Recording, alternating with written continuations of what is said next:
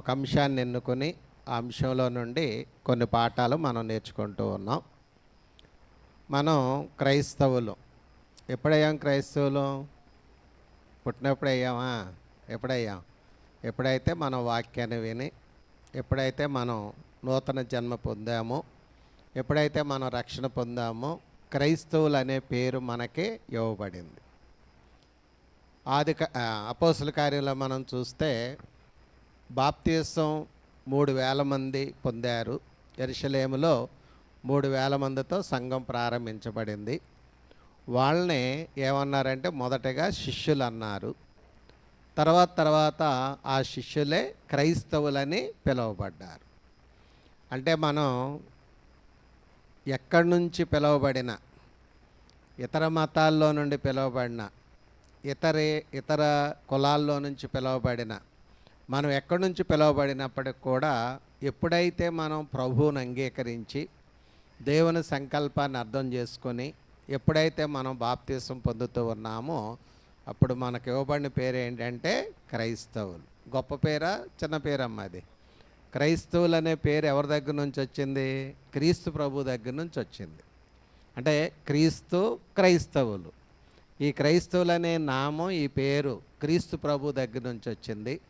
క్రీస్తు లోకరక్షకుడు, మనందరినీ రక్షించిన వాడు ఆయన బట్టి వచ్చినటువంటి పేరు క్రైస్తవ పేరు. కాబట్టి నేను క్రిస్టియన్ అని చెప్పుకోవటానికి కానీ, నేను క్రైస్తవుని అని చెప్పుకోవటానికి కానీ, నేను చర్చికి వెళ్తున్నానని చెప్పుకోవటానికి కానీ భయపడాల్సిన అవసరం లేదు, సిగ్గుపడాల్సిన అవసరం అంతకంటే లేదు. మన ప్రభువు గొప్పవాడు కాబట్టి, మన ప్రభువు పరిశుద్ధుడు నీతిమంతుడు కాబట్టి ఆయన ఎవరో కూడా విమర్శించే పరిస్థితిలో లేరు. ఒకవేళ పనిగట్టుకొని విమర్శిస్తే తప్ప ఇతరుల చేత విమర్శించబడే స్థితిలో యేసు ప్రభు లేరు. ఆయన్ను మనం నమ్ముకున్నాం, ఆయన్ను మనం వెంబడిస్తూ ఉన్నాం, ఆయనలో కొనసాగుతూ ఉన్నాం. కాబట్టి ఆ నామా నుండి వచ్చిన పేరు ఏంటంటే క్రైస్తవం అనే పేరు. కాబట్టి మనం క్రైస్తవులుగా ఈ లోకంలో మనం జీవిస్తూ ఉన్నాం. క్రైస్తవులుగా ఈ లోకంలో మనం బ్రతుకుతూ ఉన్నాం. క్రైస్తవులుగా ఈ లోకంలో జీవించే మనం మరి చాలామందితో కలిసి జీవించవలసిన పరిస్థితి ఉందా లేదా? వ్యక్తిగతంగా మనం ఎలా ఉండాలో ఆలోచన చేసాం. అంటే నిన్న మొదటి పాఠం ఏంటంటే ఒక క్రైస్తవుడు వ్యక్తిగతంగా తన క్రైస్తవ జీవితంలో ఎలాంటి శ్రద్ధ తీసుకోవాలి, వ్యక్తిగత క్రైస్తవ జీవితాన్ని ఎలా కలిగి ఉండాలి, తన విశ్వాస జీవితాన్ని, క్రైస్తవ జీవితాన్ని జాగ్రత్తగా ఎలా కొనసాగించుకోవాలనే విషయాన్ని ఆలోచన చేశాం.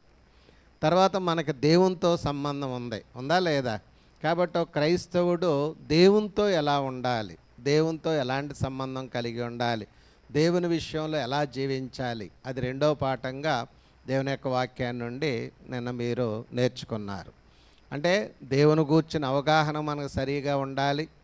అలాగే ఆ దేవుని ఎడల ఒక క్రైస్తవుడు ఎలాంటి భయభక్తులు కలిగి ఉండాలో, దేవుని కొరకు ఎలా జీవించాలో ఆ విషయాలు ఆలోచన చేశారు. నిన్న మధ్యాహ్నం సహోదరులు తిమోతి గారు మరి అంటే మనం సాతాను ఉన్నాడా లేదా? సాతాను మనల్ని శోధిస్తూ ఉన్నాడు. సాతాను పనే శోధించటం. సాతాను మీద సరైన అవగాహన మనకు ఉండాలి. సాతాను మన ప్రక్కనే మనతోటే తిరుగుతున్నాడు. నిరంతరం మనల్ని మరి మోసం చేయటానికి, శోధించడానికి ప్రయత్నం చేస్తున్నాడని గుర్తెరిగి ఆ సాతాన్ని జయించటానికి మనం ప్రయత్నం చేయాల్సిన అవసరత ఉంది. సాతాన్ని జయించడానికి దేవుడు మనకేమిచ్చాడు? సర్వాంగ కవచాన్ని ఇచ్చాడు. కాబట్టి దేవుడిచ్చిన సర్వాంగ కవచాన్ని మనం ఉపయోగించుకుంటూ మెలకువగా ఉండి ప్రార్థన చేస్తూ సాతాన్ని మనం ఏం చేయాలంటే జయించాలి. తర్వాత నాకంటే ముందు ఇప్పుడు సహోదరులు యేసుబాబు గారు మరొక పాఠాన్ని మనకు చెప్పారు. లోకంలో ఉంటున్నామా లేదా? మనం బాప్తీసం పొందిన వాళ్ళందరూ ఏదైనా ఊరెళ్ళిపోతున్నారా? దేవుడు వాళ్ళకి ఏమన్నా బాప్తీసం పొందిన వాళ్ళందరూ లోకస్తుల మధ్య ఉండొద్దు, ఈ లోకంలో ఉండొద్దు, అదే ఊర్లో ఉండొద్దు అని ప్రైవేటుగా సెపరేట్గా ఎక్కడన్నో పట్టణాన్ని కట్టాడా? మాట్లాడట్లా. కట్టారమ్మా? బాప్తీసం పొందిన మనం ఎక్కడ ఉంటున్నాం? అదే ఇల్లు, అదే పేట, అదే పట్టణం, అదే గ్రామం, అదే మనుషులు, అదే ప్రజలు. కాబట్టి బాప్తీసం పొందిన వాళ్ళు అందరికి ఒక పట్టణం కడితే బాగుండు. అక్కడికి వెళ్ళాక అలాగే తయారవుతారులే. అందుకని ఇక్కడ వద్దులే పట్టణం అని అక్కడ కట్టాడు దేవుడు, అక్కడ కడుతున్నాడు. ఇక్కడ మాత్రం మనం అదే లోకంలో అదే లోకస్తుల మధ్యన జీవించాలి. లోకంలో ఉన్నాం మనం, కానీ లోకస్తులుగా ఉండకూడదు. లోకంలో జీవిస్తున్నాం మనం, కానీ లోకస్తులకి అంటే లోకస్తులకు దూరంగా మనం జీవించాలి. మన విశ్వాసాన్ని కాపాడుకోవాలి. కాబట్టి లోకాన్ని కూర్చుని అవగాహన కలిగి ఉండాలని చెప్పారు. అలాగే ఆ లోకంలో ఉంటూ ఒక క్రైస్తవుడు ఉండేటప్పుడు లోక విషయంలో క్రైస్తవుడు ఎలా ఉండాలనే విషయాన్ని మనం ఆలోచన చేసాం. ఇవన్నీ అవసరమా కాదండి? మాట్లాడలే. అవసరమైన విషయాలా కాదా? అవసరమైన విషయాలు. కాబట్టి నిన్న కమలరాజు గారు వాక్యం చెప్పారు, సత్యశీలు వాక్యం చెప్పాడు, తిమోతి గారు వాక్యం చెప్పారు, యేసుబాబు గారు వాక్యం చెప్పారు.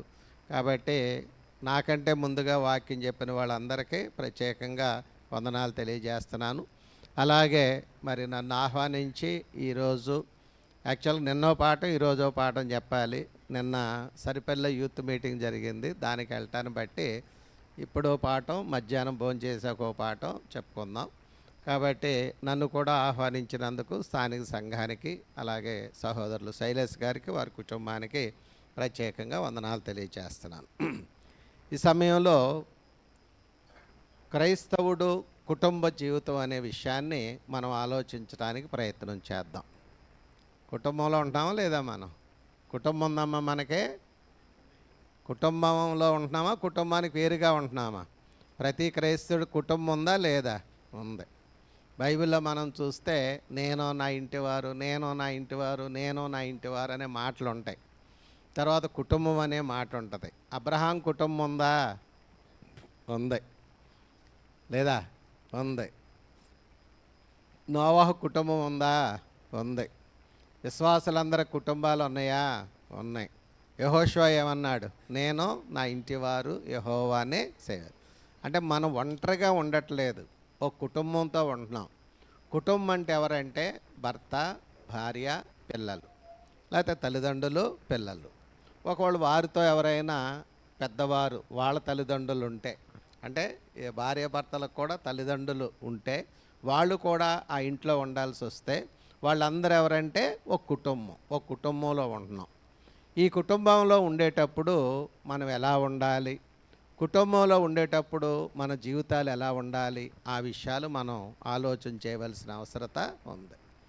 ప్రస్తుతం కుటుంబ వ్యవస్థ చాలా భయంకరంగా ఉంది. కుటుంబాల్లో శాంతి లేదు, కుటుంబాల్లో సమాధానం లేదు, కుటుంబాల్లో అశాంతితో బ్రతుకుతూ ఉన్నాయి. చాలా భయంకరమైన పరిస్థితుల్లో కుటుంబాలు ఉంటూ ఉన్నట్లుగా మనం చూస్తూ ఉన్నాం. ఈరోజు పేపరు ఎవరైనా చదివితే ఒక వార్త ఏంటంటే, ఒక భార్య భర్తనే చంపేసింది. ఓ భార్య భర్తనే ఏం చేసిందటండి? చంపేసి. ఇంతకుముందు భర్తలు భార్యలను చంపేవాళ్ళు, ఇప్పుడు రివర్స్ అయిపోయిందండి. అవునా? మీరే చంపడం, మేము చంపకూడదని. ఇంతకుముందు అయితేనేమో భర్తలు ఎక్కువ మంది భార్యలు చంపేవాళ్ళు, స్త్రీలకంతా ధైర్యం ఉండేది కాదు, స్త్రీలంతా అంటే అంత ప్రతీకార చర్య తీసుకునేవాళ్ళు కాదు, అంత తొందరపడేవాళ్ళు కాదు. కానీ ఇటీవల కాలంలో ఎక్కువ వార్తలు ఏంటంటే భార్యలే భర్తల్ని చంపేస్తున్నారు. తర్వాత తల్లిదండ్రులు పిల్లల్ని చంపేవాళ్ళు ఉన్నారు. తర్వాత పిల్లలు తల్లిదండ్రులు చంపేవాళ్ళు ఉన్నారు.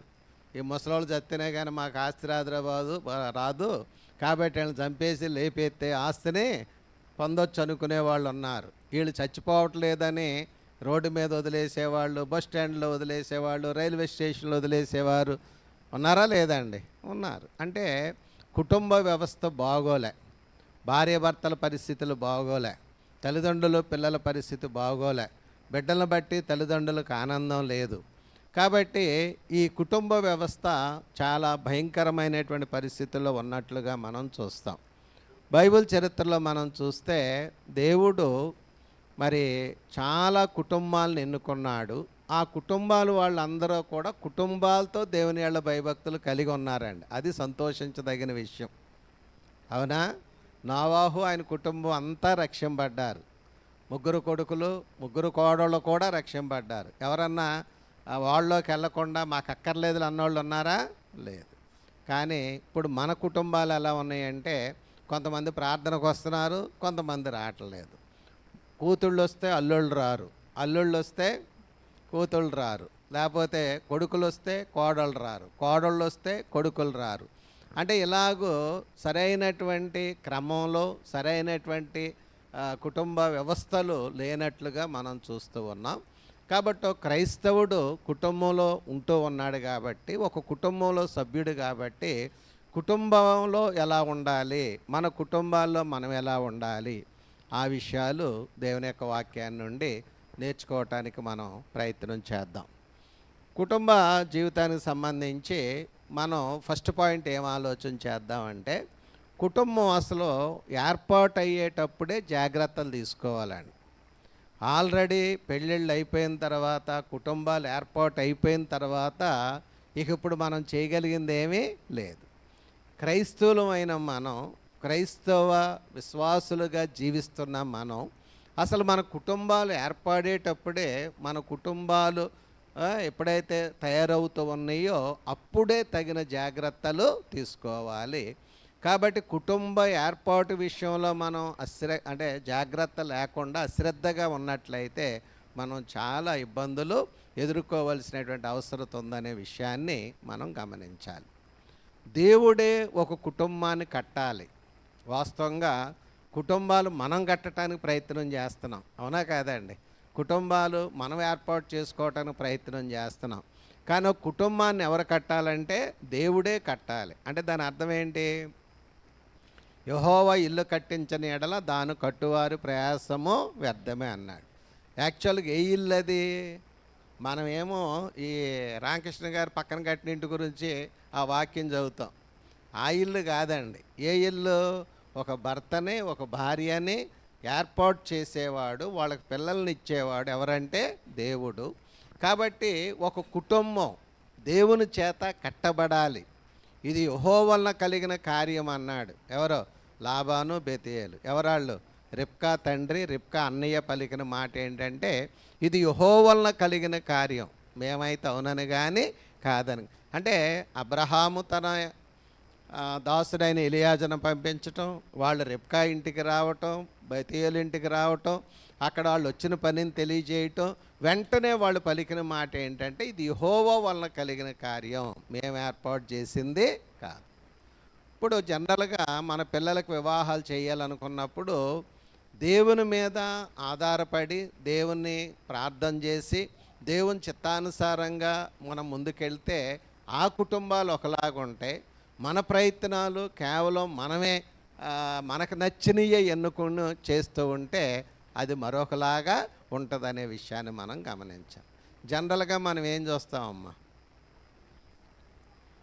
పెళ్ళిళ్ళు చేయాలనుకున్నప్పుడు జనరల్గా ఏం చూస్తాం? చేసిన వాళ్ళని అడుగుతున్నా, చేయబోయే గౌరీ గారు ఉన్నారు ఇక్కడ, చేసినటువంటి వాళ్ళు ఉన్నారు. జనరల్గా ఏం చూస్తామండి మనం? అంటే వాళ్ళ ఎత్తు చూస్తాం, వాళ్ళ కలర్ చూస్తాం, వాళ్ళ చదువు చూస్తాం, లేకపోతే వాళ్ళ కులం చూస్తాం, లేకపోతే వాళ్ళ డబ్బు చూస్తాం, వాళ్ళ ఆస్తిపాస్తులు చూస్తాం. ఇవేనా ఇంకేమైనా చూడగలమా? ఇవే చూస్తాం. వాళ్ళ హృదయాన్ని చూసేవాళ్ళు ఎవరైనా ఉన్నారా? మాట్లాడలే. వాళ్ళ మనసు ఎలాంటిదో ఎరిగిన వాళ్ళు ఎవరైనా ఉన్నారా? ఇప్పుడు మనకు ఎవరన్నా పెద్దల సంబంధాలు చెప్పినా, లేకపోతే మన బంధువులు ఏదన్నా సంబంధం చెప్పినా, లేకపోతే ఈ పెళ్లి సంబంధాలు చూసేటువంటి వాళ్ళు ఏదన్నా సంబంధం చెప్పినా, వాళ్ళు అంటే వాళ్ళ ఆస్తిపాస్తులు చెప్తారు, లేకపోతే వాళ్ళు ఇలా అంటే ఆ కుటుంబం ఎంతమంది అండి, ఎర్రగా ఉంటారండి, లావుగా ఉంటారు, లేకపోతే ఇలా చెప్తారు తప్ప చాలా మంచి గుణం అని చెప్పగలరా? ఎందుకంటే గుణాలు చూసేది మనం కాదు. గుణాలు చూసేది ఎవరండి? దేవుడే చూస్తాడు. అంటే ఏ గుణం కలిగిన వారికి ఏ గుణం కలిగిన వారు జతపరచబడాలి, తర్వాత ఏ కుటుంబానికి ఎవరు జతపరచబడాలని నిర్ణయించేది ఎవరంటే దేవుడు. మరి ఆ దేవునికి మనం అవకాశం ఇవ్వాలా వద్దా? దేవుడు నిర్ణయించాలి. దేవునికి అవకాశం ఇవ్వాలంటే ముందు ప్రతి విషయంలో మనం ఎవరిని ముందు పెట్టాలి? దేవుని ముందు పెట్టాలండి. అబ్రహాము ఎలియాజను పంపించే ముందు ఏం చేశాడండి? ప్రార్థన చేసి పంపించాడు.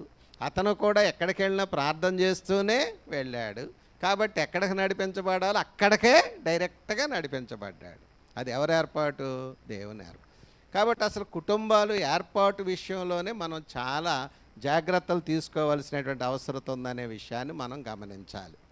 దేవుడు ఒక కుటుంబాన్ని కట్టాలి అని అంటే, ఒక విశ్వాసైన అబ్బాయిని ఒక విశ్వాసురాలైన అమ్మాయిని జత చెయ్యాలి అని అంటే, ఓ విశ్వాస కుటుంబానికి మరొక విశ్వాస కుటుంబం జత అవ్వాలి అని అంటే, వివాహానికి ముందే మరి ఎవరైతే పెళ్ళిళ్ళు చేసుకునేటువంటి యవనస్తులు ఉన్నారో, చేసుకోబోయే యవనస్తులు ఉన్నారో, ఆ వివాహానికి ముందే వాళ్ళు ఎలా ఉండాలంటే పవిత్రంగా ఉండాలి. అంటే వివాహం వరకు పవిత్రంగా ఉండాలి, వివాహం వరకు దేవునికి ఇష్టలుగా ఉండాలి, వివాహం వరకు చాలా జాగ్రత్తగా మంచి జీవితాన్ని కలిగి ఉండాల్సినటువంటి అవసరం ఉంది.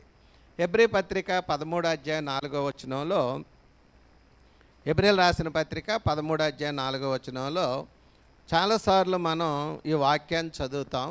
తర్వాత చాలాసార్లు మనం ఏం చేస్తామంటే ఈ వాక్యంలో పై వచనాన్నే చూస్తాం తప్ప కింద వచనాన్ని చూడం. వివాహం అన్ని విషయములలో ఘనమైనది. ఇక్కడ వరకేనమ్మా మనం పెళ్లి కార్డులు చదివేది ఇదేనా, ఇంకేమైనా ఉంటుందా?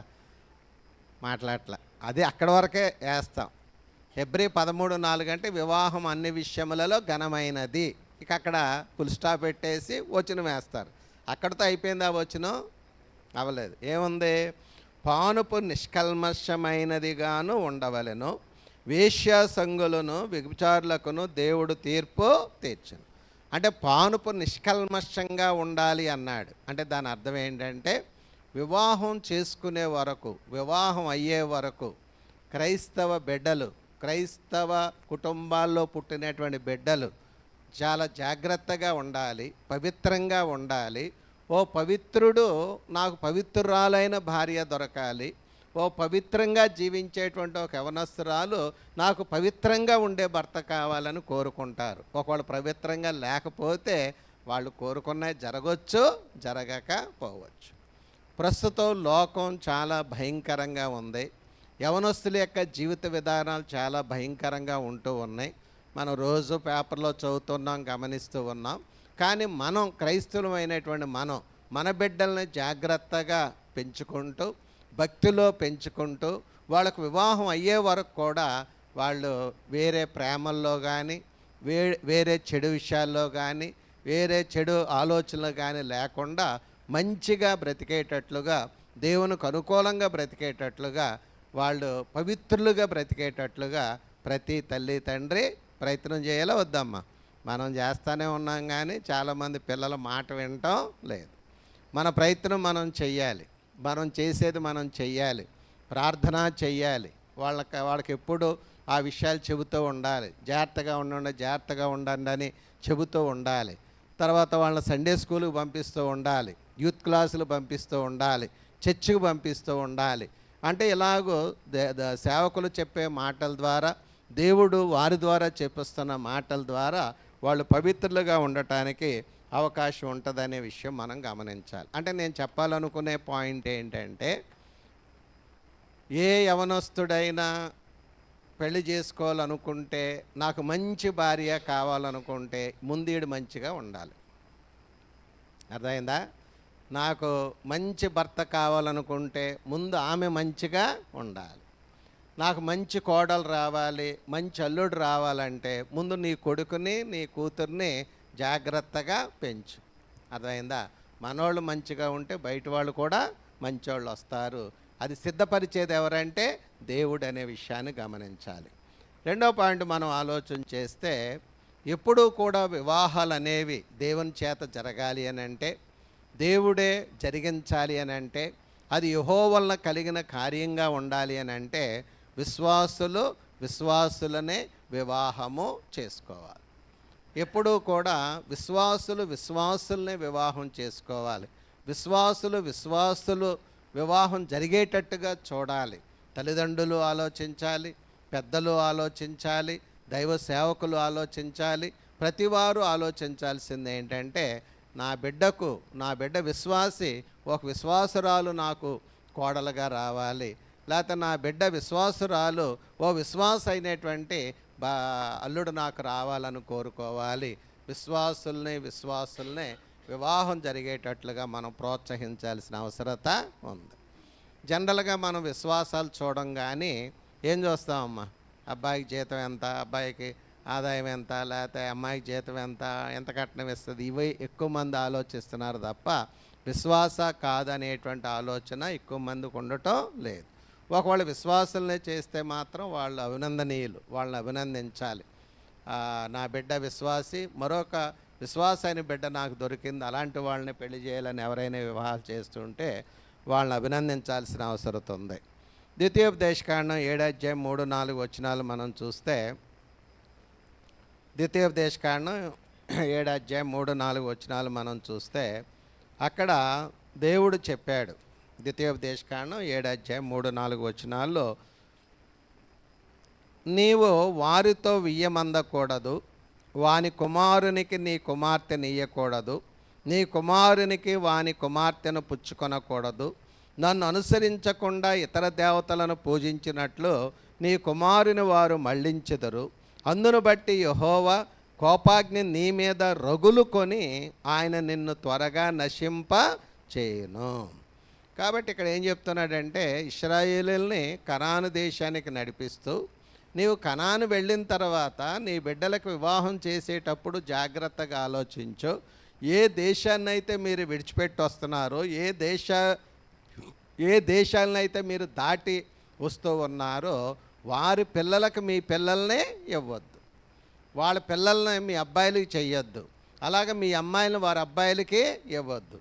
ఎందుకు చెయ్యొద్దు అంటున్నాడు, ఇక్కడ ఒక కారణం కూడా చెప్పాడు. ఏం చేస్తారట 4వ వచనంలో, నన్ను అనుసరింపకుండా ఇతర దేవతలను పూజించినట్లు నీ కుమారుని వారు మళ్ళించుదురు. ఒకవేళ మళ్ళించేటువంటి అవకాశము ఉంది.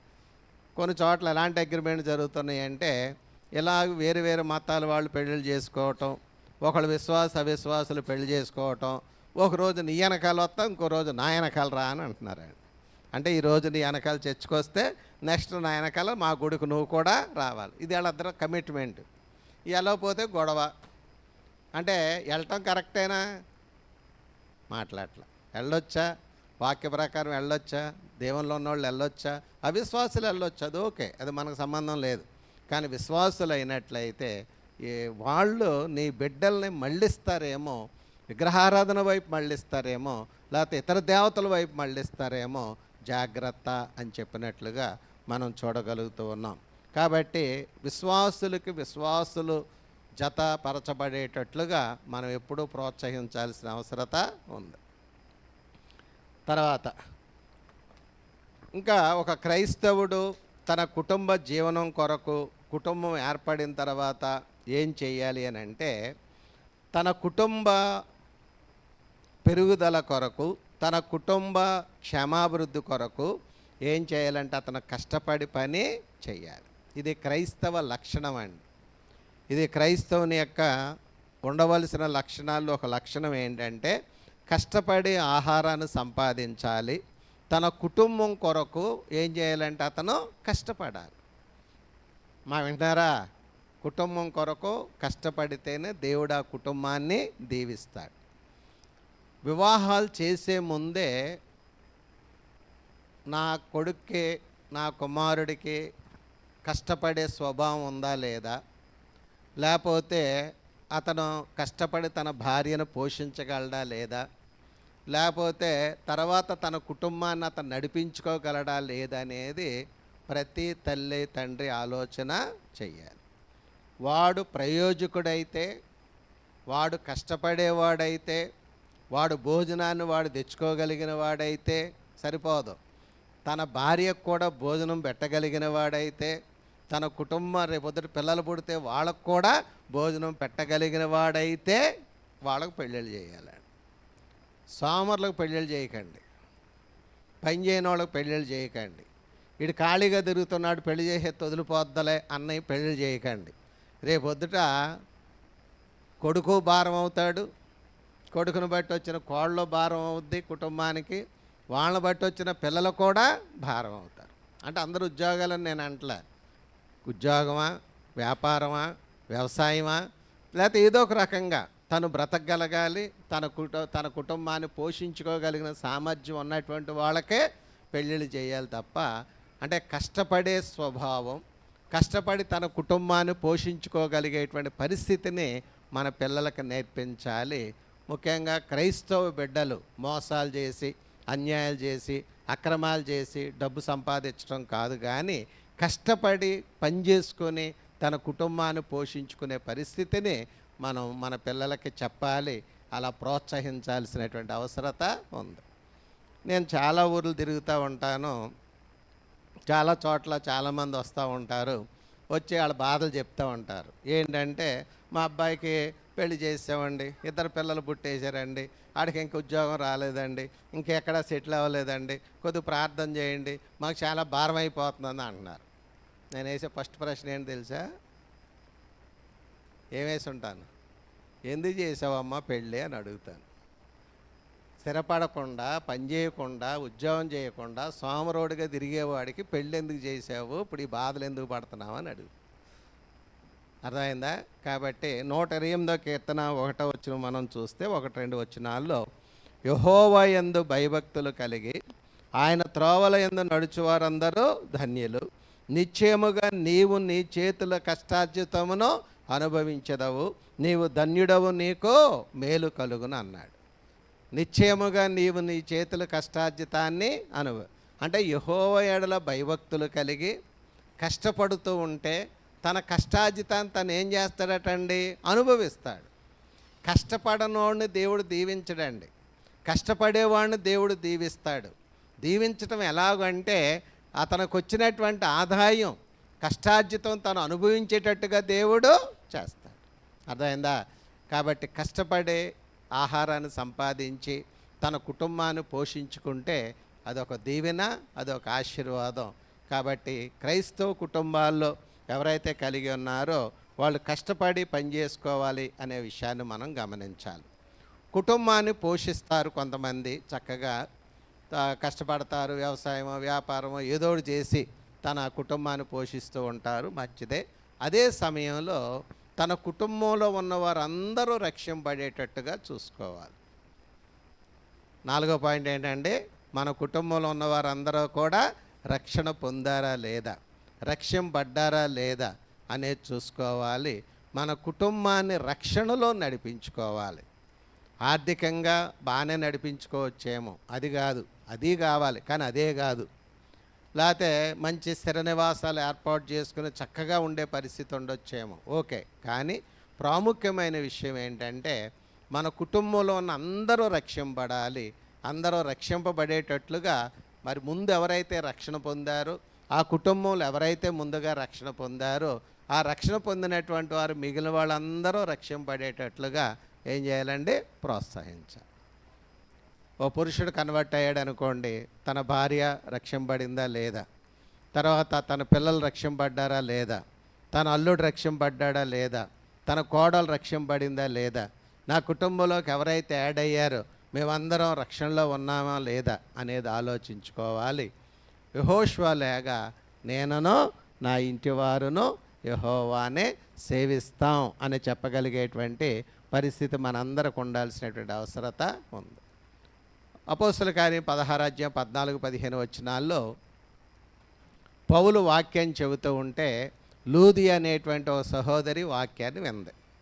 యాక్చువల్గా ఆవిడ ఏదో వ్యాపారం చేసుకుంటూ ఉంటుంది, యోధారంగు అమ్ముకునే వ్యాపారం చేసుకుంటుంది. ఆవిడ వ్యాపారం చేసుకుంటూ ఉండగా ఆ పక్కకే పౌలు వచ్చి వాక్యం చెబుతూ ఉన్నాడు. ఆమె విందే. వెంటనే ఏం చేసిందమ్మ? పౌల్ని సేల్ని వాళ్ళ ఇంటికి తీసుకొచ్చింది. వాళ్ళ ఇంట్లో ఉన్న వాళ్ళందరికీ వాక్యం చెప్పించుకుంది. ఆమెను ఆమె ఇంటి వారును బాప్తీసం పొందారనే వచనాన్ని మనం చదువుతాం. అర్థమైందా? ఆమెతోనే రక్షణ పోయిందా? కుటుంబానికి అందరికి వచ్చిందా? ఆమె ఒక స్త్రీ ఏం చేసిందంటే, పౌలు గారిని వాళ్ళ ఇంటికి తీసుకెళ్ళి శీలను, పౌలతో ఉన్న శీలను, ఆయనతో పాటు ఉన్న వాళ్ళని వాళ్ళ ఇంటికి తీసుకెళ్ళి తన భర్తకే తన పిల్లలకే వాక్యం చెప్పించుకొని వాళ్ళందరూ కూడా రక్షణ పొందేటట్లుగా ప్రోత్సహించుకుంది. కాబట్టి ఇక్కడ పురుషుడైనా స్త్రీ అయినా ఎవరైనా మనం వాక్యాన్ని ముందు మనం విని మనం రక్షణ పొందితే మన కుటుంబాన్ని అంతటినీ కూడా ఏం చేయాలంటే రక్షణలో నడిపించుకోవాల్సినటువంటి అవసరత ఉంది. ఓకేనా? అదే అధ్యాయంలో అపోస్తల కార్యం 16వ అధ్యాయంలో స్త్రీ ఏమో తన భర్తనే పిల్లల్ని రక్షించుకున్నట్టుగా ఉంటుంది. అదే 16వ అధ్యాయంలో చివరిలో ఎవరి గురించి ఉంటుంది? చెరసాల నాయకుడి గురించి ఉంటుంది. ఆయన ముందు పౌలు శీల ద్వారా మరి పాటలు పాడుతూ ఉంటే వాళ్ళ సంఖ్యలు ఊడిపోతే వాక్యాన్ని నేర్చుకున్నాడు. తర్వాత పౌలు శీలల ద్వారా మరి తన కుటుంబానికి అంతటికి వాక్యం చెప్పించుకుని కుటుంబం అంతా రక్షణ పొందారట. అంటే ఒకే అధ్యాయంలో రెండు విషయాలు రాయబడి. ఏ రెండు విషయాలు? భార్య ముందు విని తన భర్తనే పిల్లల్ని మార్చుకున్నట్టుగాను రాయబడింది. అదే 16 అధ్యాయంలో భర్త ముందు విని తన భార్యని బిడ్డల్ని వాళ్ళందరినీ రప్పించుకొని వాక్యం చెప్పించి వాళ్ళు కూడా రక్షణ, కుటుంబం అంతా రక్షణ పొందినట్లుగా మనం చూస్తాం. అంటే ఇక్కడ అంటే ముఖ్యంగా ఆలోచించాల్సిన పాయింట్ ఏంటంటే భార్య ముందా భర్త ముందా అనేది కాదు, కానీ భార్య అయినా భర్త అయినా ఏదైనా వాళ్ళు రక్షణ పొందిన తర్వాత నా కుటుంబం అంతా రక్షింపబడాలని ఆలోచించాలి. దాని కొరకు ప్రార్థన చేయాలి, దాని కొరకు ప్రయత్నాలు చేయాలి. చేయాలో వద్దా? మనం ప్రార్థన చేయాలి. దేవుడు తగిన సమయంలో వాళ్ళు మారేటట్టుగా చేస్తాడనే విషయాన్ని మనం గమనించాలి.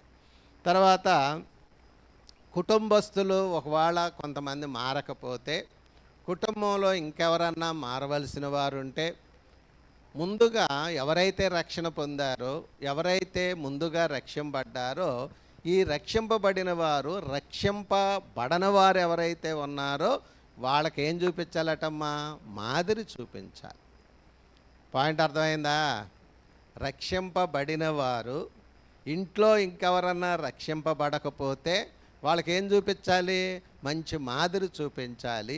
వీళ్ళ మంచి మాదిరిని బట్టి, అరే మా మామగారు సరే భలే భక్తిగా ఉన్నాడే, మా అత్తగారు భలే భక్తిగా ఉందే, వీళ్ళు భక్తిగా ఉండి నన్ను బాగా ప్రేమగా చూస్తున్నారే అని ఆ ఇంటికి వచ్చిన అల్లుడు కానీ ఆ ఇంటికి వచ్చినటువంటి కోడలు కానీ మారే పరిస్థితి ఉండాలి.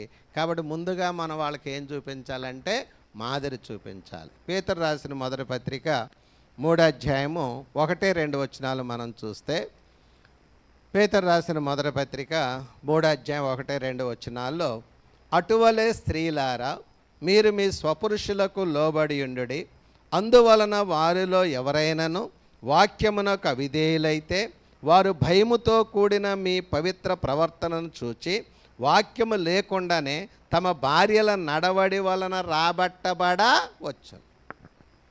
నేను చెప్పే మాట కాదు ఇది. ఎవరు చెప్పేదండి? పరిశుద్ధాత్ముడు దేవుడు చెప్పే మాట ఏంటంటే, ఓ భార్య ఉంది, ఒకవేళ భర్త మారకపోతే ఈ భార్యలో ఉన్నటువంటి పవిత్రమైన ప్రవర్తన చూచి అతను అవిశ్వాస అయినటువంటి అతను మారేటువంటి అవకాశము ఉంది అని దేవుని యొక్క వాక్యం చెబుతోంది. అంటే భార్య మంచిగా ఉంటే మారొచ్చు, రాబట్టబడవచ్చు అని అంటున్నాడు. దేవుడు కూడా రాబట్టబడవచ్చు అంటున్నాడు. అంటే రావచ్చు, రాకపోవచ్చు. కొన్నిసార్లు భార్యలు భక్తిగా ఉన్నా, విశ్వాసంగా ఉన్నా, ఆ పురుషులకి ఏదో వాళ్ళకున్న కోరికలను బట్టి, వాళ్ళకున్న ఆశలను బట్టి వాళ్ళు కొన్నిసార్లు రక్షణ పొందాలని తెలిసినా కూడా పొందకపోవచ్చు. దానికి మనం చేయగలిగింది ఏమీ లేదు.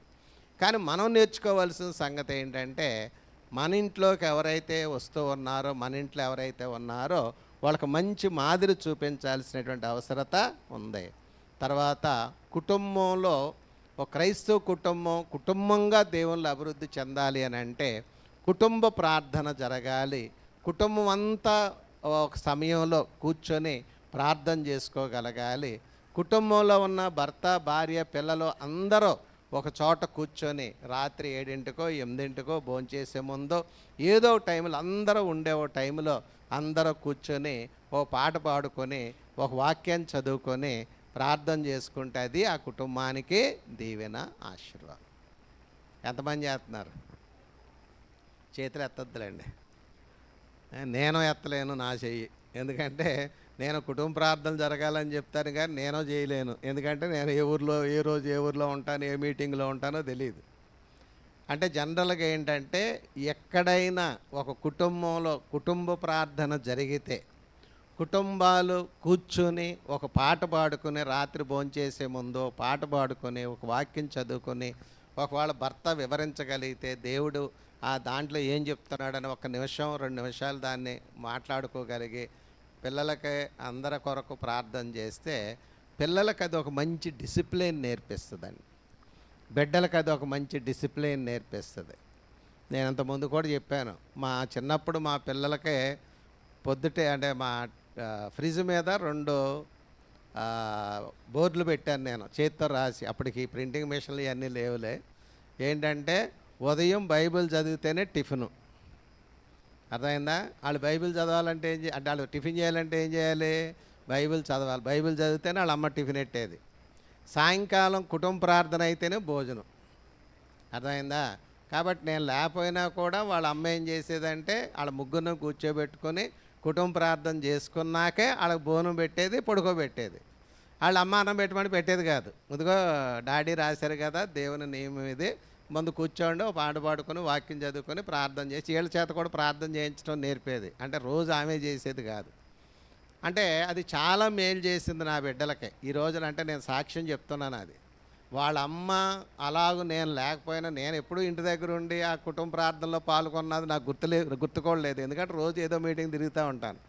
కానీ వాళ్ళ అమ్మ తీసుకున్న ఆ ఆలోచన, అంటే నేర్చుకున్నది, ఆమె ప్రాక్టీస్ చేయటాన్ని బట్టి మా ముగ్గురు పిల్లలు దేవుని కృపను బట్టి కొంచెం మంచిగా పెరగటానికి కానీ, ఈరోజు అబ్బాయిలిద్దరూ దేవుని సేవలో ఉండటానికి కానీ, పాప దేవుని కృపను బట్టి ఒక మంచి కుటుంబంలోకి వెళ్ళటానికి కానీ వాళ్ళ అమ్మ ప్రోత్సాహం, వాళ్ళ అమ్మ ప్రార్థన, కుటుంబ ప్రార్థనే చాలా మేలు చేసిందనే విషయాన్ని గమనించాం. మరి మా అబ్బాయిలా చేస్తున్నారో లేదో వాళ్ళని అడగండి అయ్యాక. రెండవ పాయింట్ ఏంటంటే, అంటే కుటుంబం ఏర్పాటు విషయంలో మనం జాగ్రత్త తీసుకోవాలి. కుటుంబం ఏర్పాటు విషయంలో జాగ్రత్త తీసుకున్న తర్వాత ఒక క్రైస్తవుడు కుటుంబ జీవిత విషయంలో ఎలా ఉండాలి, ఒక క్రైస్తవుడు కుటుంబ జీవితంలో ఎలాగూ కొనసాగాలి అనేది రెండవ పాయింట్ ఆలోచించడానికి ప్రయత్నం చేద్దాం. మనందరికీ తెలిసిన విషయాలే ఇవన్నీ. అదేంటంటే భర్త భార్యను ప్రేమించాలి, అలాగే భార్య భర్తను ప్రేమించాలి. అంటే ఒక కుటుంబం చక్కగా దేవునిలో ముందుకెళ్ళాలంటే ఫస్ట్ పాయింట్లోనేమో కుటుంబం ఏర్పాటై ఎలా కొనసాగాలో చూసాం. రెండో పాయింట్లోనే ఏంటంటే ఒక క్రైస్తవుడు ఎలాంటి కుటుంబ జీవితాన్ని కలిగి దేవునిలో బలపడాలనే విషయాన్ని ఆలోచన చేస్తున్నాం. మనందరం చదివిన విషయాలు ఇవి. ఎఫెసీ పత్రిక 5వ అధ్యాయంలో ఏముంటుందండి? పురుషులారా మీరును మీ భార్యలను ప్రేమించండి. అలాగే తీతు పత్రిక 2వ అధ్యాయము 2-3 వచనాలు కలిసి ఉంటాయి. అక్కడ ఉన్నది ఏంటంటే స్త్రీలారా మీరు మీ భర్తలను శిశువులను ప్రేమించుచు అన్నాడు. యవన స్త్రీలకు మాట్లాడుతూ మీ భర్తలను శిశువులను ప్రేమించుచు అంటే భర్తలనే ప్రేమించాలి, పిల్లలను కూడా ప్రేమించాలి. అంటే భర్త భార్యను ప్రేమిస్తే సరిపోదు, భార్య భర్తను ప్రేమించినంత మాత్రాన సరిపోదు. భార్య భర్తలు ఇద్దరూ కూడా ఒకరినొకరు ప్రేమించుకోవాలి, ప్రేమ కలిగి ఉండాలి. ఆ ప్రేమ వారిలో ఉన్నప్పుడు ఆ కుటుంబాలు దీవించబడతాయి, ఆశీర్వదించబడతాయి. చాలా కుటుంబాల్లో మరి ఇప్పుడున్న చాలా కుటుంబాల్లో ఆ సరైన ప్రేమలు ఉండట్లేదండి. ఎందుకంటే లోకాన్ని చూసి, లోకంలో ఉన్న ఆశలు చూసి, సినిమాల వల్ల, సీరియల్స్ వల్ల ప్రజల్లో ఏమెక్కువైపోతున్నాయి? అత్యాశలు ఎక్కువైపోయి సంతృప్తి లేకుండా అసంతృప్తి కలిగి తీసుకొచ్చి పెడుతున్నావులే అంటున్నారండి భర్తని. లేకపోతే నువ్వు నా మాట వింటావేంటి అంటున్నారండి వాళ్ళు. అంటే అంటే వాళ్ళని చూసి, వీళ్ళని చూసి, వాళ్ళ పరిస్థితులు చూసి, వీళ్ళ పరిస్థితులు చూసి మా పరిస్థితులు అలా లేవు, మేము అలా లేవని చాలామంది గొడవలు వేసుకుంటూ ఉన్నారండి. వీళ్ళ మధ్యన గొడవ రావడానికి ఎక్కువ కారణాలు ఏంటంటే వాళ్ళని చూసే. వాళ్ళు ఫ్రిడ్జ్ కొనుక్కున్నారు, మనకు లేదు. వాళ్ళు టీవీ కొనేసుకున్నారు, మనకు లేదు. వాళ్ళు ఇల్లు కట్టేసుకున్నారు, మనకు లేదు. వాళ్ళు బంగారం చేయించేసుకున్నారు, మనకు లేదు. ఇయే తప్ప వేరే విషయాలు కాదు. కాబట్టి ఒకరి ఎడల ఒకరు ప్రేమ కలిగి జాగ్రత్తగా ముందుకెళ్లాల్సినటువంటి అవసరత ఉంది. పురుషుడు తన భార్యను ప్రేమించడం అంటే ఏంటో తెలుసా? ఓ పురుషుడు తన భార్యను ప్రేమించడం అంటే తన భార్యను పోషించాలి, సంరక్షించాలి. ఉందా? ఎఫెసీ పత్రిక 5వ అధ్యాయంలో యేసుక్రీస్తు సంఘాన్ని పోషించి సంరక్షిస్తూ ఉన్నాడు. అలాగే ప్రతి పురుషుడు కూడా తన భార్యను ఏం చేయాలట? ప్రేమించడం అంటే ఏంటంటే పోషించాలి, అంటే ఆమె యొక్క అవసరాలు తీర్చాలి. రెండవది ఏంటంటే రక్షించాలి, అంటే ఆమెకి సెక్యూరిటీ ఇవ్వాలి, ఆవిడికి సరైనటువంటి కాపుదల దయచేయాలి. కాబట్టి ఈ రెండు ఉండాలండి, పోషించాలి, సంరక్షించాలి. నేను అందుకనే ఈ భార్యను వదిలిపెట్టి భర్తలు ఇతర దేశాలు వెళ్తామన్నా, భర్తను వదిలిపెట్టి భార్యలు ఇతర దేశాలు వెళ్తామన్నా వాళ్ళకి నేను ప్రార్థన చేయనండి. మా చర్చిలో ఎవరన్నా వచ్చి నేను దుబాయ్ వెళ్తున్నాను, కువైట్ వెళ్తున్నాను ప్రార్థన చేయండి అంటే నేను చేయనమ్మా అంటాను. ఏంటంటే భార్య భర్తలు కలిసి ఉండాలి.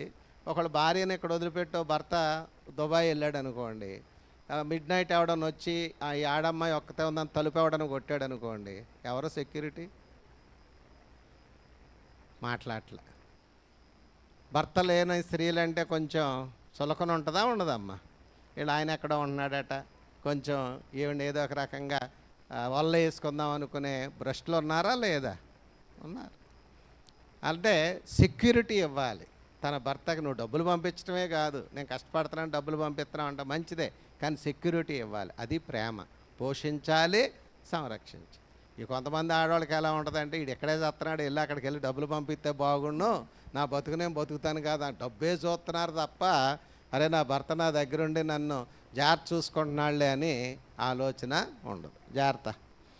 తర్వాత ఇద్దరూ కలిసి పిల్లల్ని ఏం చేయాలంటే భక్తిలో పెంచాలి. ఇద్దరూ కలిసి పిల్లల్ని ఏం చేయాలమ్మా? జాగ్రత్తగా భక్తిలో పెంచాలి. చిన్నపిల్లలు చిన్నప్పటి నుంచే భక్తిలో పెరిగితే వాళ్ళ జీవితాలు ఒకలాగా ఉంటాయి. పెద్ద అయిన తర్వాత వాళ్ళ ప్రార్థన తీసుకురావాలని, వాళ్ళ భక్తిలోకి నడిపించాలని ప్రయత్నం చేస్తే వాళ్ళ జీవితాలు మరొకలాగా ఉంటాయి. మొక్కై వంగనిదే బ్రానై వంగదు. చిన్నప్పుడు మనం దేవుని సన్నిధికి బిడ్డలను అలవాటు చేయకపోతే, చిన్నప్పటి నుంచి పిల్లల్ని మనం దేవుని సన్నిధికి తీసుకెళ్ళకపోతే వాళ్ళు భక్తిలో పెరిగేటువంటి అవకాశాలు లేవు. సండే స్కూల్స్ పెట్టేది అందుకే, యూత్ క్లాసులు పెట్టేది అందుకే. తల్లిదండ్రులు ఎలాగో వాళ్ళకి సరిగా వాక్యాన్ని నేర్పించలేకపోతున్నారు. అంటే అంత సమయం ఉండలేదు, అంత జ్ఞానం కూడా వాళ్ళకు ఉండటం లేదు. మీరు చేయాల్సింది యాక్చువల్గా తల్లిదండ్రులు చేయాల్సిన పని అది. సండే స్కూల్ అంటే పిల్లలకి దేవుని మాటలు నేర్పాల్సిన పని ఎవరిదంటే తల్లిదండ్రులదే. యాక్చువల్గా మాకు అప్పచెప్పలా పని, కానీ మీ కొరకు మేము చేస్తున్నాం. సండే స్కూల్ పెట్టాం, పిల్లల్ని పంపించండి, సండే స్కూల్కి పంపించండి, యూత్ క్లాసుకి పంపించండి అంటే తల్లిదండ్రులు చేయాల్సిన పనిని సంఘం చేస్తుంది. తల్లిదండ్రులు చేయాల్సిన పనిని బైబిల్లో సండే స్కూల్ బోధించే టీచర్స్ పనిచేస్తున్నారు. పిల్లల్ని పంపించడానికి కూడా కొంతమంది శ్రద్ధ తీసుకోరండి. అర్థమైందా? 6 రోజులు స్కూల్కి వెళ్ళి వచ్చారులేండి, ఈరోజు సండే స్కూల్కి ఏమొస్తారులేండి, పడుకున్నారులేండి, ల్యాబ్ బుద్ధి అవ్వలేదండి అంటారు. సోమవారం కూడా ల్యాబ్ బుద్ధి అవ్వట్లేదు అంటారా? మరి అక్కడ ఫీజు కట్టారుగా 70,000 80,000. సోమవారం మాత్రం వాళ్ళు లేకపోతే ముఖం మీద నీళ్ళు కొట్టేసి 4 బాధేసేసి గబగబా బాత్రూంలోకి లాక్కెళ్ళిపోయి స్నానం చేయించేసి బట్టలు వేసేసి మొత్తానికి టిఫిన్ కుక్ వేసేసి ఆటో ఎక్కిచ్చేస్తారు అంతే. మరి ఆ కుక్కుడు ఆ స్పీడు ఆదివారం సండే స్కూల్కి ఎందుకు రాదు? అప్పుడు ప్రేమ వచ్చేద్దండి పిల్లల మీద. ఏది ఆదివారం వాళ్ళు సండే స్కూల్ యూత్ క్లాస్ మానేస్తే ప్రేమ వచ్చేద్ది, మిగిలినప్పుడు మాత్రం ఆ ప్రేమ ఉండదు. స్కూలు పంపించండి, కాన్వెంట్లకు పంపించండి, హై స్కూల్కి పంపించండి, కాలేజీలకు పంపించండి, కానీ అంతకంటే ప్రాముఖ్యంగా పిల్లల్ని గద్దించి సండే స్కూల్కి వెళ్ళు, యూత్ క్లాస్కి వెళ్ళు అని పంపించండి. అలా వెళ్ళకపోతే వాళ్ళు భక్తిలో పెరిగే అవకాశము లేదు. ఎఫెసీ పత్రిక 6:4 తండ్రులారా మీ పిల్లలకు కోపము రేపక ప్రభు యొక్క శిక్షలోనూ బోధలోను వారిని పెంచుడి అన్నాడు. ద్వితీయోపదేశకాండం 6:4-6 చూస్తే ఓ ఇశ్రాయేలు వినుము అని మొదలుపెట్టి ముందుగా నువ్వు నీ కుటుంబం నన్ను ప్రేమించాలి, నా మాటలు నీ హృదయంలో ఉండాలి, ఆ మాటలను నీ పిల్లలకు అభ్యసింప చెయ్యాలి అని చెప్పాడు. కుమారులకు అభ్యసింపజేసి కూర్చున్నప్పుడు, లేచినప్పుడు, నడిచినప్పుడు ఆ మాటలు పిల్లలకి చెప్పు అని చెప్పాడు. అంటే యాక్చువల్గా చెప్పాల్సిన బాధ్యత ఎవరిదే? తల్లిదండ్రులదే. ఎప్పుడు చెప్పాలట? కూర్చున్నప్పుడు, నిలబడినప్పుడు, పడుకున్నప్పుడు, నడిచేటప్పుడు, ఎప్పుడు అవకాశం దొరికితే అప్పుడు చెప్పాలి. ఇప్పుడు అసలు అలాంటి అవకాశాలు ఉన్నాయి? ఇప్పుడు మాట్లాడట్లా ఉన్నాయా? ఉంటే ఒకే టీవీ ముందు అందరు కూర్చుంటారు. వాళ్ళు చెప్పటమే, మనం చెప్పటమే ఉండదు. ఎవరు చెప్పటం? చెప్పేది ఎవరండి? టీవీ ముందు కూర్చుంటే ఎవరు చెప్తారు? ఆ సీరియల్ వాళ్ళు, ఆ సినిమా వాళ్ళు, ఆ డైరెక్టర్లు, ఆ నిర్మాతలు వాళ్ళు చెప్తారు. మనం చెప్పేది ఏమి ఉండదు. అందరూ అక్కడ కూర్చొని చూస్తున్నారు. లేదా మనిషికో సెల్లో, ఎవరి సెల్ వాళ్ళదే. అంటే ఇక ఆ సెల్ వాళ్ళు ఏం పెట్టుకుంటారో వాళ్ళు తింటారు తప్ప అందరూ కలిసి దేవుని మాటలు విందామని కానీ పిల్లలకి 4 మాటలు చెప్పుదామని కానీ లేదు. అంటే చాలా మార్పులు వచ్చేస్తున్నాయి. కాబట్టి మీరు మీ పిల్లలకి చెప్పాలి. నేను దానికంటే ఏం చెప్తున్నానంటే, ఒకళ్ళు మీరు చెప్పలేకపోయినా కనీసం ఆదివారం సండే స్కూల్కి పంపించండి, యూత్ క్లాసులకు పంపించండి. దాని ద్వారా వాళ్ళు మేలు పొందటానికి అవకాశం ఉంటుంది. ఒక క్రైస్తవ కుటుంబం ఇంకా ఎలా అభివృద్ధి అవ్వాలి అని అంటే, ఒక క్రైస్తవ కుటుంబం దేవుని చేత దీవెనలు పొందాలంటే ఆతిథ్యం ఇచ్చే కుటుంబంగా ఉండాలి. తర్వాత ఇతర సంఘస్థులను, మన తోటి సంఘస్థులను ఏం చేయాలండి? ఆదరించే కుటుంబంగా ఉండాలి. ఆతిథ్యం ఇవ్వాలి, ఆదరించాలి. ఆతిథ్యం ఇమ్మని చెప్పాడా లేదా దేవుడు? హెబ్రీ పత్రిక 1:2 ఆతిథ్యము చేయ మరవకుడని చెప్పి ఒక ఆయనట తెలియకే దేవదూతలకే ఆతిథ్యం ఇచ్చాడట. ఎవరాయన? అబ్రహాము. దీవించబడ్డా లేదా? వాళ్ళు ఎవరో తెలియదు, చెట్టు కింద నిలబడ్డారు ఓ ముగ్గురు. ఈయన హాయిగా తినేసి పడుకున్నాడు. ఊరినే లేచి చూసేటప్పటికి చెట్టు కింద ఉన్నారు. వాళ్ళు తీసుకొచ్చి ఆతిథ్యం ఇచ్చాడు. భార్య కూడా సహకరించింది. మంచి విందు ఏర్పాటు చేసి పెట్టాడు. దీవెన ఏమైనా వచ్చిందా? రాలేదమ్మా. ఏమొచ్చింది? 60 సంవత్సరాల నుంచి ఎదురు చూస్తున్నారు వాళ్ళు. ఎవరు కావాలని? బిడ్డలు కావాలని. వాళ్ళకు భోజనం పెట్టాక తిన్నాక వాళ్ళు చెప్పిన మాట ఏంటంటే, మళ్ళా సంవత్సరానికి మేము వస్తాం, నీకు బిడ్డ పుడతాడని చెప్పాడు. అంటే 59 సంవత్సరాల నుంచి ఎదురు చూస్తున్నాడు. ఇక ఆ ఆతిథ్యం ఇచ్చిన తర్వాత ఆ దీవెనకరమైన మాట ఆ దేవదూతలు చెప్పారు. వెంటనే నెక్స్ట్ ఇయర్కి బిడ్డలు పుట్టారా లేదా? ఎన్నో సంవత్సరంలో? 100వ సంవత్సరం.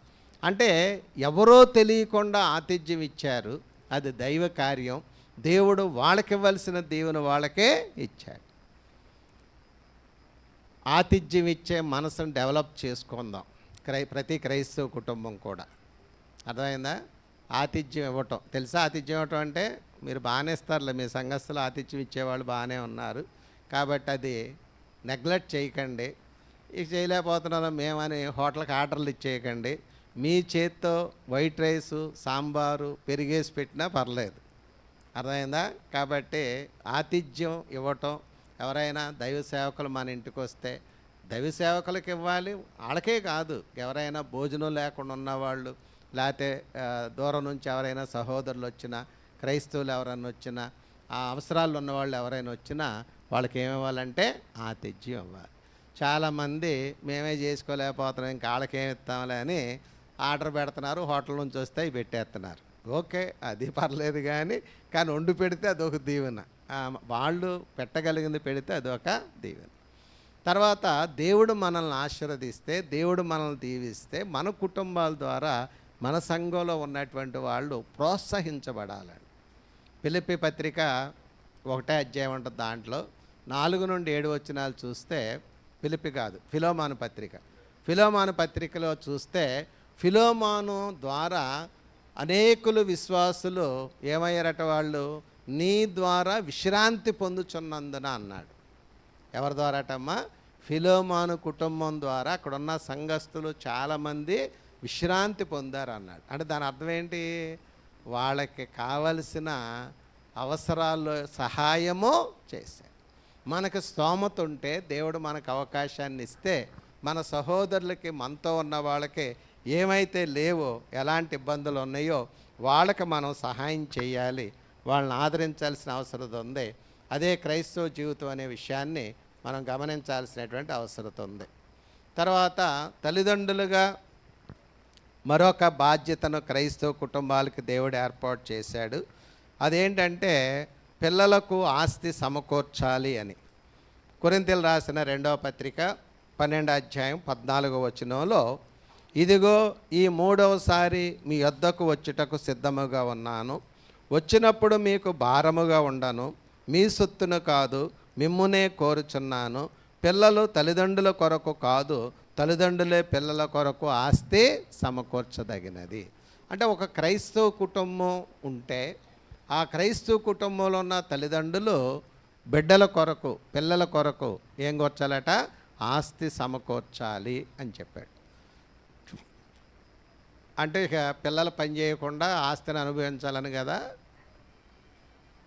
మాట్లాడలే. మా నాన్న మా అమ్మ ఆస్తి సంపాదించేసరి ఇక మేము పని చేయాల్సిన అవసరం లేదు, శుభ్రంగా కూర్చొని తినటం, ఎంజాయ్ చేయటం, సోమరోళ్ళలాగా తయారవ్వాలని కదా మాట్లాడలే. అంతేనా? సోమరోళ్ళు అవ్వాలని కాదండి. అంటే ఓ తండ్రిగా తల్లిగా మీరు మీ బాధ్యతలు నెరవేర్చండి. దాని ద్వారా వాళ్ళు ఇంకా డెవలప్ అవ్వాలి. రేపొద్దుట ఆడపిల్లలకి వాళ్ళు ఆస్తి సంపాదించాలి, వాళ్ళ బిడ్డలకి వాళ్ళు ఆస్తి సంపాదించాలి. కొన్నిసార్లు ఏమవుద్దంటే తల్లిదండ్రులు ఆస్తులు సంపాదిస్తే పిల్లలు సోమరోళ్ళు అయిపోతారండి. లేకపోతే తల్లిదండ్రులు ఆస్తి సంపాదిస్తే పిల్లలు సోమరోళ్ళు అవుతారు, లేకపోతే వేస్ట్ ఖర్చులు చేస్తారు, అనవసరమైన ఖర్చులు చేస్తారు. ఎందుకంటే ఆల్రెడీ ఆస్తి ఉంది కాబట్టి అని. దేవుడు ఆ ఉద్దేశంతో కాదు ఇక్కడ చెప్పింది. అంటే తల్లిదండ్రులు వారికి వస్తున్న ఆదాయాన్ని వేస్ట్ చేయకుండా, పాడు చేయకుండా బిడ్డల కొరకు ఖర్చు పెట్టండి, బిడ్డల కొరకు వాటిని ఉపయోగించండి, బిడ్డలను ప్రయోజకులుగా చేయండి. తల్లిదండ్రులు చూపిన మాదిరి చొప్పున వాళ్ళు కూడా వాళ్ళ పిల్లలకే వాళ్ళు ఏం చేయాలంటే ఆస్తి సమకూర్చాలి. అంటే ఇక్కడ ఆస్తి అంటే కేవలం డబ్బు, ఇళ్ళు ఇవే కాదు, కానీ వాళ్ళని ఆత్మీయంగానూ బలపరచాలి, తర్వాత భౌతికంగా వాళ్ళని బాగా చదివించాలి. ఇప్పుడు కొన్ని కుటుంబాలు ఉంటే వాళ్ళు కష్టపడతారు, పనిచేస్తారు, కానీ ప్యాకెట్లకో, సారాలకో, అదే బ్రాందీలకో, సారా కాదండి బ్రాందీలకో, కోడి పందాలకో, బెట్టింగులకో, ఇలాంటి వాటికి డబ్బు వేస్ట్ చేస్తారు, త్రాగుడుకో ఇలాంటి వాటికి వేస్ట్ చేస్తారు. అంటే పిల్లల్ని ఏం చేయలేరు, వాళ్ళు సరిగా చదివించలేరు, పిల్లల్ని వాళ్ళు పోషించలేరు, పిల్లల్ని వాళ్ళు సరిగా ప్రయోజకులుగా చేయలేరు. కాబట్టి క్రైస్తవ కుటుంబాలు వారికి వచ్చే ఆదాయాన్ని వేస్ట్ చేయకుండా, పాడు చేయకుండా, దుర్వ్యాపారాలకు వెళ్లకుండా, గొప్పలకు వెళ్లకుండా వాళ్ళ స్థాయిలో వాళ్ళు జాగ్రత్తగా జీవిస్తూ బిడ్డల్ని జాగ్రత్తగా పెంచాలని, బిడ్డల విషయంలో జాగ్రత్తలు తీసుకోవాలని దేవుడు తెలియచేస్తూ ఉన్నట్లుగా మనం చూస్తాం. తాహత మించి అప్పులు చేయకండి, తాహత మించి ఏవైనా ఆస్తులు సంపాదించాలని ప్రయత్నం చేయకండి. ఎందుకంటే అది కూడా ప్రమాదం. ఇప్పుడు నేను సహదేవ్ గారు ఆస్తి సంపాదించమన్నారు కదా అని అప్పు చేసేసి వాళ్ళకి ఏదో స్థలాలు పొలాలు కొనేశారనుకోండి, రేపొద్దుట అది తీర్చలేకపోతే మళ్ళీ అది ఇబ్బంది. నాకు తెలిసిన ఒక కుటుంబం ఉంది, నెలకు 3.5 లక్షలు వాళ్ళకి ఆదాయం వద్దాయి కుటుంబం మొత్తం మీద. ఎన్ని లక్షలమ్మా? 3.5 లక్షల ఆదాయం వద్దాయి.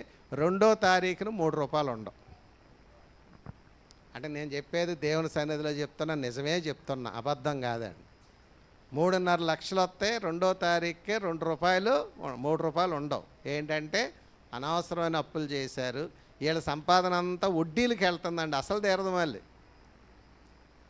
అసలు తీరే అవకాశం లేదు, వచ్చిందంతా వడ్డీలకి వెళ్ళిపోతుంది. 3 రూపాయల వడ్డీలు, 4 రూపాయల వడ్డీలు, 5 రూపాయల వడ్డీలకి వెళ్ళిపోతుంది. అంటే నాకు తెలిసిన కుటుంబంలోనే.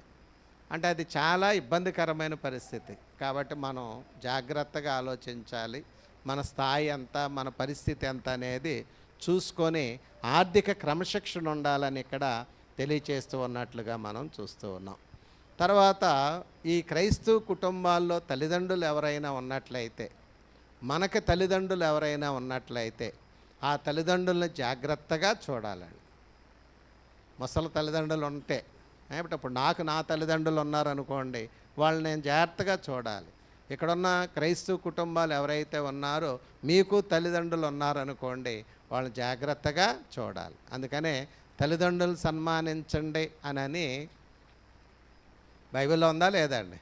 తల్లిదండ్రులు సన్మానించడానికి కొన్నిసార్లు పిల్లల మీద కేకలేస్తారు, అరే దేవుడు తల్లిదండ్రులు సన్మానించమన్నాడా, నువ్వు నన్ను సన్మానించట్లేదు, గౌరవించట్లేదు అని వాళ్ళ మీద కేకలేస్తారు. ఓకే, నువ్వు మీ నాన్న గౌరవిస్తున్నావా, మీ నాన్న సన్మానిస్తున్నావా, మీ తల్లిదండ్రులని చూస్తున్నావా? అది కూడా ఆలోచన చెయ్యాలి.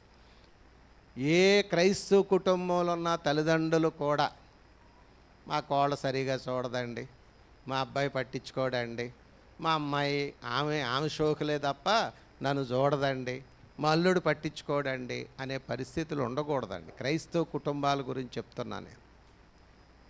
క్రైస్తవ కుటుంబాలు అలాంటి పరిస్థితులు ఉండకూడదు. నీకున్న దాంట్లోనే నీ తల్లిదండ్రులు భాగస్థులని గుర్తెరుగు. నీ తల్లిదండ్రులు ఇబ్బందుల్లో ఉంటే, నీ తల్లిదండ్రులు కష్టంలో ఉంటే వాళ్ళకు సహాయం చేసే మనసు మనకు ఉండాలి. అది క్రైస్తవ కుటుంబంలో ఉండవలసిన గొప్ప ఆలోచన. నేనేం చెప్తానంటే ఒక క్రైస్తవ కుటుంబం ఉంది. వాళ్ళ ఆవిడకి భార్యకి చీర కొనమని గొడవ పెడితే ఒక 5,000 పెట్టి చీర కొనేస్తాడండి. మంచిదే, సంతోషం. 10,000 కొను 10,000 పెట్టుకున్నా పర్వాలేదు. కానీ అమ్మకు మాత్రం 500తో చీర కొనండి. రైటేనా అది?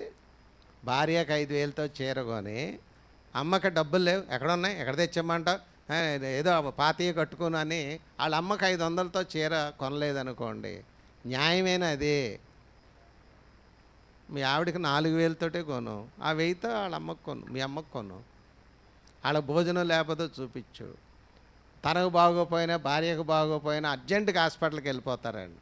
తల్లిదండ్రులు అరే కొద్దిగా బాగాలేదు హాస్పిటల్ తీసుకెళ్ళరా అన్న, అమ్మ కొంచెం బాగుంటలేదు హాస్పిటల్కి తీసుకెళ్ళరా అంటే వెళ్దాంలే, కంగారు ఎందుకు, ఇప్పుడు ఎక్కడ పరిగెత్తేయాలి, నువ్వు ఏం చేసేయాలి, రేపు వెళ్దాంలే, ఎల్లుండి వెళ్దాంలే, చూద్దాంలే, డబ్బులు లేవు, అది ఖాళీ లేదు అని అంటున్నారా?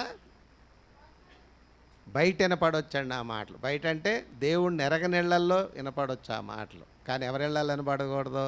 క్రైస్తవ కుటుంబాలు వినపడకూడదు. మన తల్లిదండ్రులు మనల్ని పెంచారు, మన తల్లిదండ్రులు మనల్ని కన్నారు, పెంచారు, పెద్ద చేశారు, ప్రయోజకులుగా చేశారు. ఈనాడు స్థితిలో మనం ఉండటానికి కారణం మన తల్లిదండ్రులే. కాబట్టి వాళ్ళ ప్రేమను మర్చిపోవద్దు, వాళ్ళ త్యాగాలు మర్చిపోవద్దు. వాళ్ళు అనేక రకాలుగా మనల్ని దీవించారు, ఆశీర్వదించారు. వాళ్ళని మనం ఎప్పుడూ మర్చిపోవద్దు.